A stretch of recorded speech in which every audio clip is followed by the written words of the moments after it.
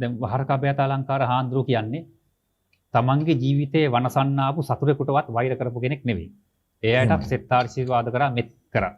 අපි ඒක සංග්‍රහයේ සටහන් කරා එක අවස්ථාවක උන්වහන්සේට පංචපාසානන් දුන්නා. මේ පංචපාසානන් කියන්නේ කෙනෙකුට දුන්නට පස්සේ ආයේ එක මොහොතක්වත් ඉතුරු වෙන්නේ නැහැ. දින ගාණක් ඉතුරු වෙන්නේ නැහැ. ශරීරය සම්පූර්ණයෙන්ම කුස වෙලා දිය වෙලා ගිහිල්ලා මරණ ඒකාන්තයි. නමුත් උන්වහන්සේගේ තියෙන පාරමිතා බලෙන් උන්වහන්සේගේ ජීවිතේ සෑහෙන කාලයකට ඉතුරු වුණා. ඉතින් ඒ තමන්ට පංචපාසානන් දුන්න පුද්ගලයා පවා උන්වහන්සේ දැනගෙන හිටියා. එහෙම දැනගෙන ඉඳලා ඒ පංචපාසානන් දීපු පුද්ගලයාටත් ඒකේ කර්මානුරූපීව විපාකي ඇවිල්ලා අන්තිමේදී රෝහල් ගත කළා, මැරිලා, ගෙදර හිටපු නාතින් හිතවතුන්වත් දන්නේ මලමිනිය පවා කුණු වුණා. කුණු වෙලා රජේ වීදෙන් තමයි කරන්න මුනේ.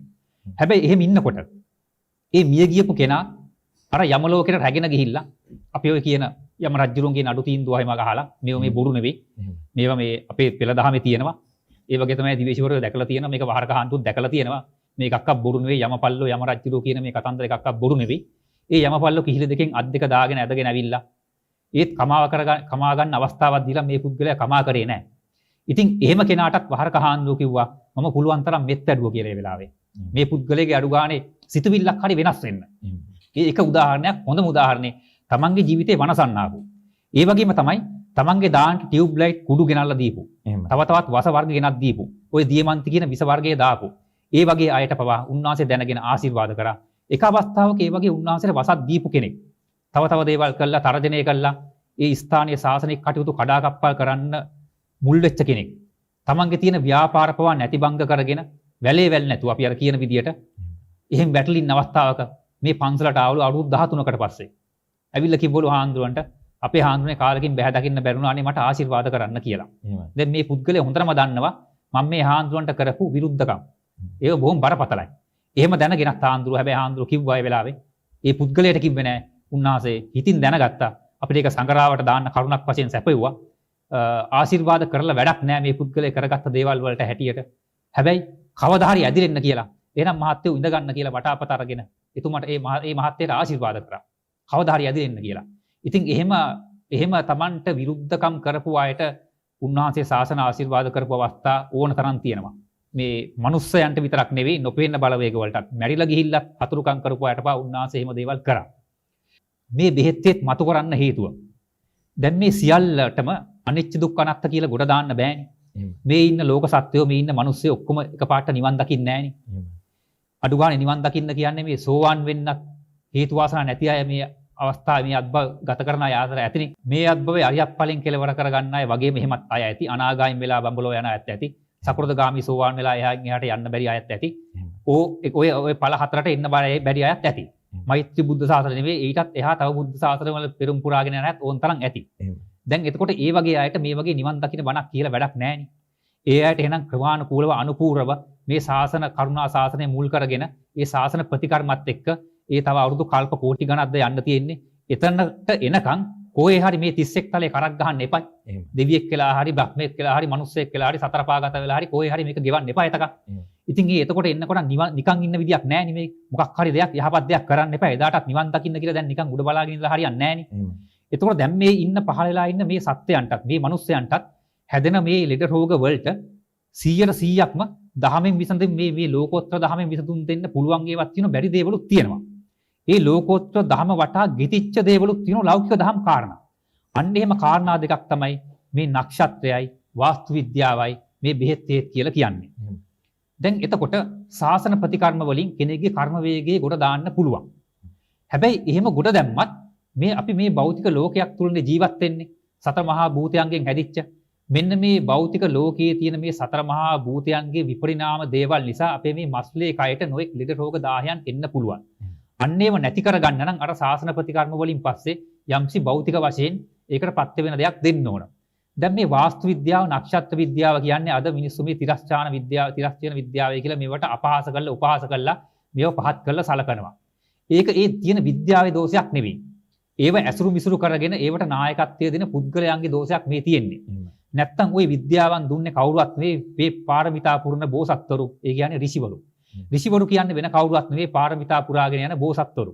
එදා එතුමන්ලා කිසිම ගුරු මුස්තියකින් තොරව ඒ 100% ප්‍රයෝජන ගන්න පුළුවන්, ඵල ප්‍රයෝජන ගන්න පුළුවන් ඒ විද්‍යාවන් එහෙම දුන්නට පස්සේ පසු කාලන මේක ලාභ කීර්ති ප්‍රශංසා වලට යටත් වෙලා මේක ಗುಣහීන කරා අද වෙනකොට තියෙන නෂ්ටාවශේෂ විතරයි.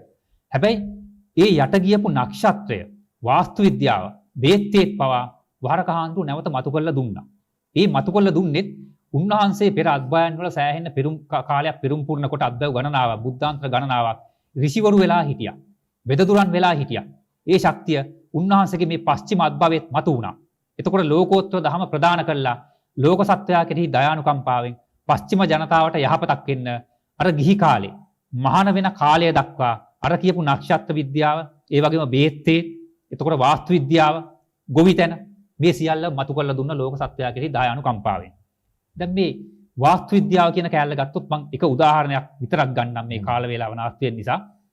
දැන් මේක හුඟක් අය අද වෙනකොට විශ්වාස කරන්නේ නැහැ නේ. දැන් මේ වාස්තු විද්‍යාව කියන්නේ බොරුවක් නෙවෙයි. අපි දන්නවා හුඟක් අය මේ බොහොම හොඳට Tamanට ධන සම්පත් තියෙනවා.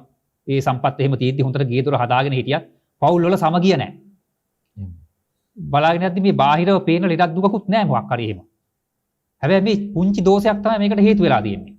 බලාගෙන යද්දි මොකද්ද මේ දැන් අද අපි නක්ෂත්‍ර විද්‍යාවේ කියලා අපි කවුරු හරි දෛවඥයෙක් ගාවට ගියාට පස්සේ මේ කේන්දරේ බල්ලා කියුන්නේ ග්‍රහඵල කියලා. එහෙම.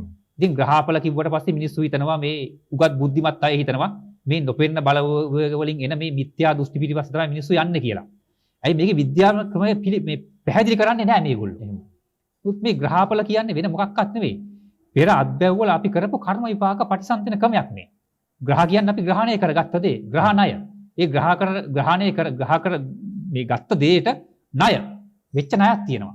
ඒ ණය එතකොට මේ අපි ග්‍රහණය කරගත්ත දේවල් අපි පෙර කරපු කර්ම විපාක මේක විපාක දෙනකොට පුණ්‍ය ශක්තිය විපාක දෙන ක්‍රමයක් තියෙනවා, පාප ශක්තිය විපාක දෙන ක්‍රමයක් තියෙනවා. ඒ ග්‍රහ වස්තු මුල් කරගෙන අපි අද ඇසුරු මිසුරු කරන මේ ගේ දොර, ඉඩ කඩම්, යාන වාහන මේවත් මුල් කරගෙන තමයි මේක විපාක දෙන්නේ. මෙන්න මේ විපාක දෙන ක්‍රමවේදයක් තමයි මේ ජන්මපත්‍රයෙන් පෙන්눔 කරන්නේ. කොටින්ම කියතුයි අර බුදුහාමුදුරු දේශනා කරපු අර කම්මස්ස කෝමි කම්මදායාදෝ කියන ආදි වශයෙන් කියන මේ කර්ම විපාක දෙන ක්‍රමය. දැන් මේ ප්‍රතිකර්ම කියනකොට අපි දන්නවා අද නම් මුගක් දෛවඥයෝ කියන්නේ එක්කෝ නවග්‍රහයන්ගෙන් එන ඒ අපල වලට සෙත් කවියක් කියන්න කියනවා.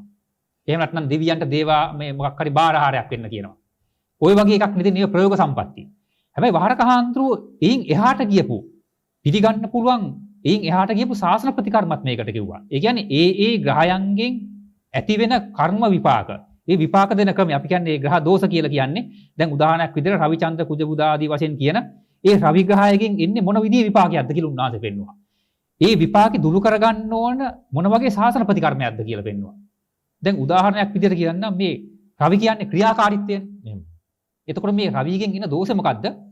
අපි යම්කිසි අත්බැවයක හරි අත්බැව් ගණනාවක හරි මේ යහපත් ක්‍රියාකාරීත්වය විනාශ කරලා තියුණොත් අපිට රවි ග්‍රහයකින් විපාකයක් එනවා. ඒක මේ ග්‍රහය කරන දෙයක් නෙවෙයි. අපේ ඊට අදාළ ඒ කර්ම විපාකෙත් එක්ක එන පාව විපාක ශක්තිය ක්‍රියාත්මක වෙන්නේ රවි ග්‍රහය හරහා. දැන් එතකොට මේක අද ඉන්න නක්ෂත්‍ර වේදීන් මේ දෙන්නේ ඒ රවියෙන් එන අයහපත් කිරණ කපන්න යම්කිසි මුද්දක් ඒ වගේ ගලක් පළඳින්නේ එහෙම නැත්නම් මාලයක් පළඳින්නේ එහෙම එකක් නේ දෙන්නේ. එහෙම. සෙත් කවියක් හරි කියන්නේ. ඉතින් මේකෙන් කර්ම වේගේ දුරස් වෙන එකක් වෙන්නේ. කර්ම වේගේ ගෙවෙන්නේ නැහැ. ප්‍රයෝග සම්පත්තියක් වශයෙන් ඒක නරක නැහැ. මේ වහරකහාන්දු කියනවා ශාස්ත්‍ර ප්‍රතිකර්මයක් වශයෙන් ඒ යහපත් ශක්තිය නම් ඒ පුද්ගලයා පාගල අකාමකා කළා දැන් ඒ පුද්ගලයාට කරන්න පුළුවන් දෙයක් තියෙනවා. යහපත් ශක්තිය නැවත මතු කරන එකට සහයෝගයක් දක්වන්න. ඔව් ඇත්තට උන්වහන්සේ ගිහි කාලේ 1986 ඉඳන් ඒ පැවිදි වීම දක්වා උගාක් ශාසන ප්‍රතිකර්ම වලින් ලෝක සත්‍යයට සේවය කරා. ඒතර බෙහෙත්තියත් මතු කරා. ඒ කාලේ ඉතින් පුද්ගලික වුණේ කෙනෙක් තමන්ගේ තියෙන කරදරයක් දුකක් අරගෙන ඉන්නේ. එහෙමයි. මට මතකයි උන්වහන්සේ ප්‍රකාශ කළාක් තියෙනවා. සමහර වෙලාවදී දිනපොත් වල පවා සටහන් කරලා තියෙනවා. මම මේ කියන්න යන්නේ විශේෂ තව ගුණයක් උන්වහන්සේගේ. එහෙමයි. උන්වහන්සේගේ සමාධිය දිවස අද කාලෙත් එක්ක බලද්දී කොච්චර ප්‍රබලද කියනවනම් මේ ලංකාවේ වර්ග කිලෝමීටර 65610ක් ඇතුළත හැමෝගෙම ඉතින් ලෞකික බලාපොරොත්තු තියෙනවා. ඉඩමක් අරගෙන ගෙයක් දොරක් හදලා විවාහ ජීවිතයක් ගත කරගෙන ළමෙක් මල්ලෙක් හදාගෙන හොඳ රස්සාවක් කරලා එහෙම ලෞකික ජීවිතයක් ගත කරන්න. ඉතින් මේකට මූලාරම්භය තියන්න අහනවා ඇවිල්ලා මම ගන්න ඕනේ මොන දිස්ත්‍රික්කෙන් මොන පළාතෙන් මොන කොට්ටාසෙන් මොන ප්‍රාදේශීය බල මණ්ඩලයෙන් ඉඩම ගන්න ඕනේ. ඒ ගන්න ඕනේ ඉඩම කොච්චර වපසරයකින් යුක්ත වෙන්න ඕනද? මොන විදිය ඉඩමක් වෙන්න ඕනද? මොන විදිය බෑවුමක්ද තියෙන්න ඕනේ? මේව පවා අහලා තියෙනවා. ඒතකොට තව සමහරව ඇවිල්ලා තියෙනවා මේ තමන්ගේ නැති වෙච්ච පාපැදිය පවා සමහරට පොලිසියට ගිහිල්ලා සහනයක් ලැබෙන්නේ නැතුව පාපැදිය හොරකම් කරගෙන ගිහිල්ලා තියෙනවා. මේ පාපැදිය කොහෙද තියෙන්නේ? ඔන්න ඔය වගේ මේ බොහොම කුඩා ලෞකික දේවල් වලට පවා ඇවිල්ලා තියෙනවා. තමන්ගේ දුවා අකීකරු වෙච්ච වෙලාවල්, ඒ වගේම ලෙඩ රෝග වලින් පීඩිත වෙච්ච වෙලාවල්, ඒ වගේ අමනුෂ්‍ය කරදර, සතුරන්ගෙන් ආපු පීඩා, රස්සාවෙන් ආපු කරදර, තමන්ගේ ඒ ගොවිතැන් වගාය වහානි වෙලා වගේ වෙච්ච දේවල්, වාස්තු දෝෂ, මේ වගේ මහා දහසක් ගැටලු තමයි තියාගෙන ඇවිල්ලා තියෙන්නේ. එහෙමයි. දැන් මෙතනදී විශේෂ දෙයක් තියෙනවා. මේ දැන් අද ඔය අපි භෞතිකවාදීනුත් කතා කරපු නිසා දැන් මේ භෞතිකවාදීන් කියන්නේ අපි මේ අපේ ඇහැට, කනට, නාසයට, දිවට, මේ ශරීරයට ගෝචර වෙන්නේ නැත්නම් ඒව පිළිගන්නේ නැහැ. එහෙම. උපකරණ වලට ගෝචර වෙන්නේ නැත්නම්. දැන් මෙහෙම දෙයක් තියෙනවා.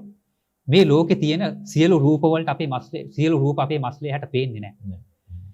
මේ ලෝකේ තියෙන සියලු ශබ්ද අපේ මස්ලේ කනට ඇහෙන්නේ නැහැ. සියලු ගඳ සුවඳ මස්ලේ නාසයට දැනෙන්නේ නැහැ.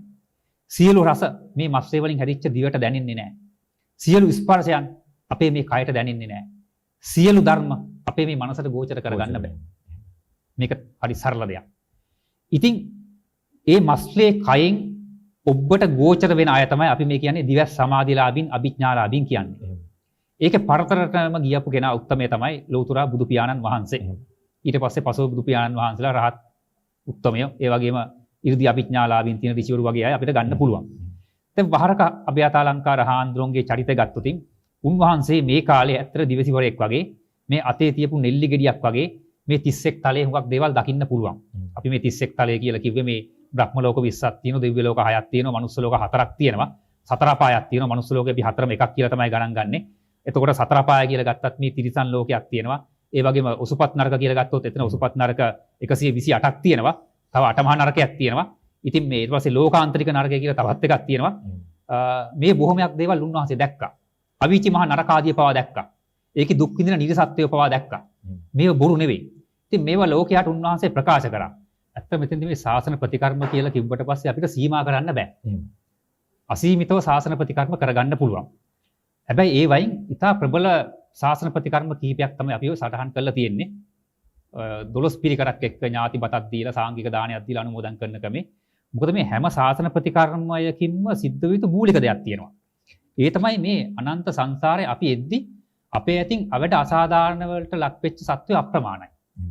ඒ වගේම තමයි අපිට උදව් උපකාර කළා අපි කෘතෝපකාර කිරීම නොසලකා හැරිය පිළිස අනන්ත අප්‍රමාණයි. මෙන්න මේ දෙගොල්ලන්ට අපේ යුතුයකම් ටික ඉෂ්ට කරන්න ඕන.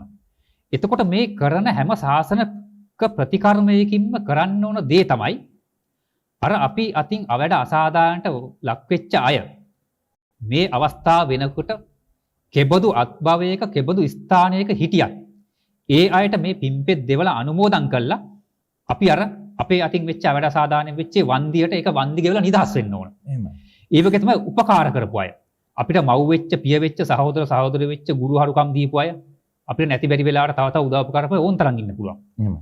ඉතින් මෙන්න මේ වගේ ඒ වන්දි ගෙවලා නිදහස් වෙන, ඒ සසර ගනුදෙනු වලින් නිදහස් වෙන ක්‍රමවේදයක් තමයි මේ ශාසන ප්‍රතිකර්ම කියන්නේ වෙන මුකුත් නෙවෙයි මේ. හැබැයි ඒ වගේ මහා ශක්තියක් මතු කරන්න නම් ඉතා පහසුවෙන් මතු කරන්න නම් මේ බුද්ධ ශාසනයක් ලෝකේ විද්‍යමාන වෙන්න ඕන. එසේ නොවන කාලෙක ඒ ශක්තිය මතු කරන්න අපිට ලේසියෙන් බෑ. සෑහෙන උත්සාහයක් දැරිය යුතුයි. මේ බුද්ධ ශාසනයට ගරු නොකරන අයත් ඉන්නෝනේ. එහෙමයි. ඒ කියන්නේ දැන් අදත් ඉන්නෝනේ මේ හාන්දුරන්ට කන්න දුන්නට වැඩක් නැහැ. එහෙමයි. මේ කන්න දෙන්න ඕනේ මේ දොස් කියන අය ඉන්නවා. මේ හිඟන්නන්ට තමයි කන්න දෙන්න ඕනේ. අර මේ නැති බැරයට කන්න දෙන්න ඕනේ. දැන් කොහොම කෙනෙක් මිය ගියාට පස්සේ ඒ දුස්තියේ ඉඳගෙන මිය ගියාට පස්සේ ඒ පුද්ගලයාට සාංගික දානයක් දීලා බුද්ධ පූජාවක් දීලා පින් අනුමෝදන් කරන්න බෑ. දැන් හොඳම උදාහරණය තමයි වාරක හාන්දුරන්ගේ තාත්තා පියා. ජීවත් වෙලා ඉන්න කාලේ පන්සලකට ගියේ නැහැ. හාන්දුර දොස් කිව්වා. ඉතින් ඒ කිව්වෙත් හැමතිස්සෙම සංඝයාට දීලා වැඩක් නැහැ. දෙනවා නම් දෙන්න ඕනේ නැති බැරි අයට කියලා. දැන් මිය ගියාට පස්සේ මේකේ විපාකේ ආවා. දැන් ඉතින් අපේ අතර කියමනක් තියෙන්නේ ගිය නුවණ ඇතුන්ලාවත් අද්දවන්න බෑ කියලා. අන්තිමට අපි සංග්‍රහයත් විග්‍රහ කරලා ඇති මේ වහරක හාන්දුගේ තව විශේෂත්වයක් තියෙනවා. තමන්ගේ කියලා නැහැ. යමක් වුණා නම් ඒක අනිත් අයටත් ආදාසයක් ගන්න, ඒකෙන් ඵල ප්‍රයෝජනයක් ගන්න උන්වහන්සේ ඒක හෙලි කරා. ඇත්තම ශාසන ගුණ කියන්නේ අසීමිතයි. ඒ කියන්නේ දැන් මේ අපදාන පාළිය බැලුවොත් තේරෙනවා මේ අබුද්ධෝත්පාද කාලයක පවා බුද්ධ සංඥාවෙන් බුද්ධ චීවරයකට වැඳ කෙනෙක්. එහෙම නැත්නම් මේ වැල්ලේ වැලි ගොඩක් ගොඩ ගහලා මේ මේක චෛත්‍යයක් කියලා බුදු පියාණන් වහන්සේ කියලා වැඳ කෙනෙක් කවදා හරි කෙලවර කරන්නේ මත බුද්ධ ශාසනයක එක්ක 80 මා ශ්‍රාවකයෙක් කියලා. නිවනින් තමයි කෙලවර කරන්නේ. ඒක මෙහඳ මේ සුළුපටු නෑ. මේ එකක්වත් ගඟට කැපුව ඉනි වගේ වෙන්නේ නෑ. මෙලොව පරලොව ඒ වගේම නිවන කියන තුන් අභිවෘද්ධියටම හේතු වෙනවා. ඒ කියන්නේ මේ නිවනට විතරක් නෙවෙයි. මලප්පහන පූජා කර කෙනෙක්ගේ කවදා හරි නිවනටත් උපනිශ්‍රේ වෙනවා. මෙලොව වශයෙන්ුත් අභිවෘද්ධියක් එනවා. පරලොව වශයෙන්ුත් අභිවෘද්ධියක් එනවා. අන්න ඒ වගේ තුන් අභිවෘද්ධියටම හේතු වන දෙයක් තමයි මේ බුද්ධ ශාසනය කියලා කියන්නේ. ඉතින් ඒ වගේ මේ රත්සන් කන්දක් අපිට පෙනිපෙනී තියෙද්දි තමයි අපි මේක අපිට ඔක කවද කරගන්න බැරිද? ඕ අපි ඊළඟ අබ්බේ පුළුවන් අපිට ඔක කරගන්න අපිට තව කල් තියෙනවායි කියලා මේ කල් දදා ඉන්නේ. ඉතින් එතකොට මේ වහරක හාමුදුරුවෝ අර ඔබතුමා මුලින්ම කිව්වා වගේ විශේෂත්වයක් තමයි අපේ මේ පුද පූජා ක්‍රම තියුණානේ. එහෙමයි. පෙරහැර තියුණා, බුද්ධ පූජා තියුණා, සාංගික දාන තියුණා, ඥාතිපත් තියුණා. ඒ වගේම අපි ඔය කියන මේ ඔය මල් පූජා, හඳුන් කූර පූජා, පහන් 84000 පහන් පින්කම් ආදී වශයෙන් පහන් පූජා ක්‍රම ඔබ තියුණානේ. හැබැයි මේ තියුණට අපි අර කරන්නම් වාලේ මේක මේ අර මතු පිටින් අතපත ගාන එකක් නෙතිවුනේ. එහෙමයි. ඒ කියන්නේ අර පරම්පරාවෙන් ගෙන ආපු නිසා අපේ මුතුන් මිත්තන් කරපු නිසා අම්මා තාත්තා කරපු නිසා පොතේ තියෙන නිසා කරනවා. වහරක හාමුදුරුවෝ මොකද්ද කරේ? මේ සියලුම දේවල් වල සැඟවුණු පැතිකඩ මතු කරා. ඒ කියන්නේ මේ දැන් මේ කරන්නම් වාලේ ඥාන විප්‍රයුක්තව කරාට අපේ හිටපු පැරණි හෙළ බෞද්ධයෝ මේ වගේ ඥාන විප්‍රයුක්තව නෙවෙයි කරේ ඥාන සම්ප්‍රයුක්තව. මේ හැම එකම සැඟවුණු පැතිකඩක් තිබුණා, ධර්මානුකූල පැත්තක් තිබුණා, විද්‍යානුකූල පැත්තක් තිබුණා. අන්නේ විද්‍යානුකූල පැත්ත, ධර්මානුකූල පැත්ත මතු කරලා ඥාන සම්ප්‍රයුක්තව මේ හැම එකක්ම කරන්න කොටින්ම කියතොත් ත්‍රිසං සතෙකුට කන්න දෙන්නත් පුළුවන් ඥාන සම්ප්‍රයුක්තව බෞද්ධයෙකුට ඒ පැත්ත පවා උන්වහන්සේ මතු කරා.